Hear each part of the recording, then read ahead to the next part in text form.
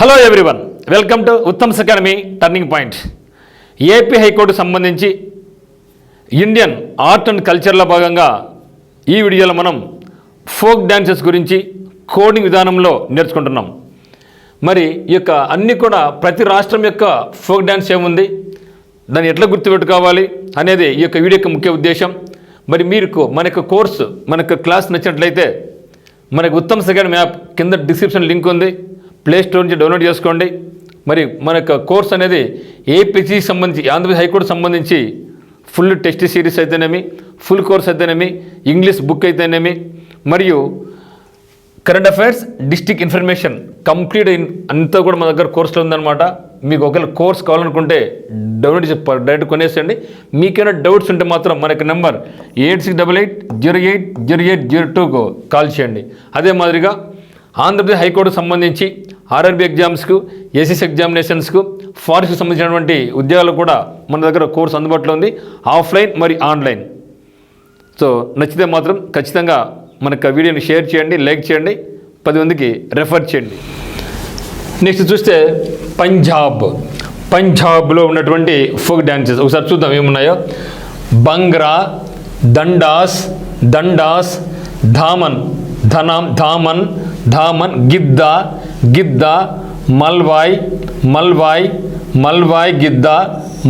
గిద్దా, డఫ్,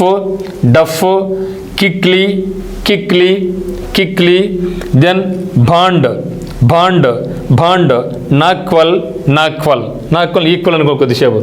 ఇప్పుడు చూస్తే మనకు చూడండి, చాలా సింపుల్గా చూడండి మనకి కదా. సో పంజాబ్ అంటే మనకు గుర్తొచ్చేది పంజాబ్, 5 నదులను మనం పంజాబ్ అంటాం.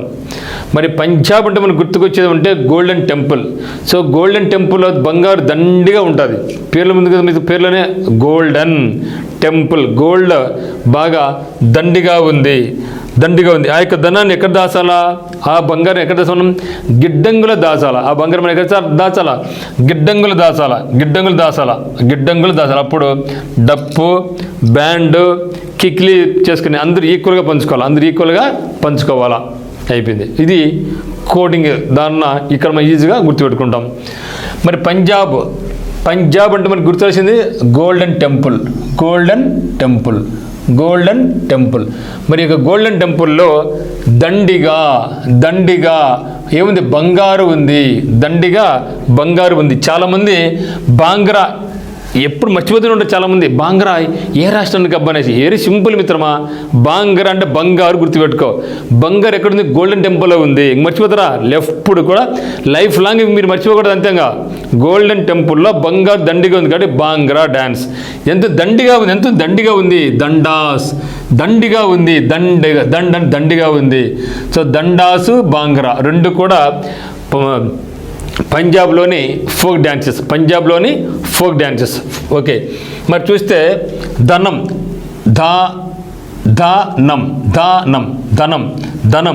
ఆ ధనాన్ని ఏం చేశారు, గిడ్డంగులు దాచుకున్నారు. ఎవరు దాచుకుంది, మల్వాయ్. సో మల్వాయ్ గిడ్డంగుల్లో, మాల్ అంటే బ్యాడ్ అని అర్థం. మరి ఆ స్వామి డబ్బులు దాచుకోకూడదు కదా, అట్లా. ఓకే, కాబట్టి ఆ యొక్క ధనాన్ని గిడ్డంగుల్లో మలాయ్ గిడ్డంగులు దాచినారు. ఓకే, మల్వాయ్. ఓకే, మావాయ్ అని కూడా, ఓకే, మల్వాయ్ లేదంటే మలై అంటే కొండ. ఓకే, మలై, MALAI, మలై అంటే ఏమంటే కొండ. తిరుమలై తమిళ్లో మలై అంటే కొండ. కాబట్టి మలై గిడ్డంగులు దాచేసినారు.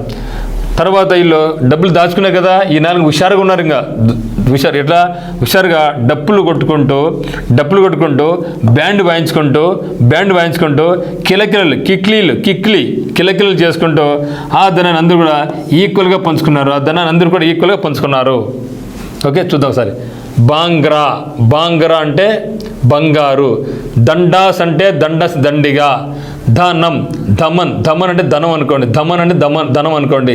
గిద్ద అంటే గిడ్డంగి అనుకోండి, గిద్ద అంటే గిడ్డంగి అనుకోండి. సో మాల్వా అంటే మలై అంటే కొండలు.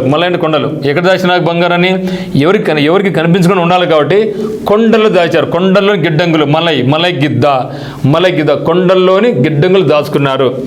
అప్పుడు వీళ్ళ సొంతం అయిపోయింది కదా, చాలా హుషారుగా డప్పులు కొట్టుకుని డప్ అంటే డప్పులు కొడుతున్నారు. ఎట్లా బ్యాండ్ కూడా, బ్యాండ్ కూడా, దాంతోపాటుగా ఊళ్ళలు కేకలు, కిలకిలలు హుషారుగా కిలకిలలు. సో హుషారుగా దాన్ని అందరూ కూడా ఈక్వల్గా పంచుకున్నారు. నాట్ ఈక్వల్ అంటే ఈక్వల్గా పంచుకున్నారు. సో అట్లా నేర్చుకుంటే మనం ఏ ఫోక్ డ్యాన్స్ అయినా సరే, ఏ రాష్ట్రానికి సంబంధించినా సరే మనం ఈజీగా గుర్తుపెట్టుకోవచ్చు. ఓకేనా? ఒక్కసారి మీరు ఏం చేయాలంటే దీన్ని స్టోరీ రూపంలో ఈజీగా గుర్తుపెట్టుకోండి మిత్రమా. ఎందుకంటే ఇది చాలా ఇంపార్టెంట్ వన్. మనం ఎప్పుడు కూడా మర్చిపోలేని విధంగా మీరు ఏదో కోడింగ్ అంటే ఎట్లా కోడింగ్ కాకుండా కంప్లీట్గా మనం రిలేటెడ్ కోడింగే చూసుకుంటాం. ఎందుకంటే చాలామంది సార్ 28 స్టేట్స్ ఉన్నాయి కదా, ప్రతి స్టేట్ కూడా ఇట్లా నేర్చుకున్న కష్టంగా అనుకుంటూ ఉంటారు. కష్టం ఇతని కాదనిలే, మరి ఆ స్టోరీ లేకుండా ఇట్లా ఎన్ని నేర్చుకుంటారు చెప్పండి, ఎన్ని నేర్చుకోగలమని చెప్పండి. అందువల్ల కోడింగ్ అనేది ఫోక్ డ్యాన్సెస్కి చాలా ఇంపార్టెంట్గా మీరు భావించండి. సో ఒకసారి కష్టం, రెండోసారి కష్టం, 3, 4, 5సారి సులువైపోతుంది అంతవరకు.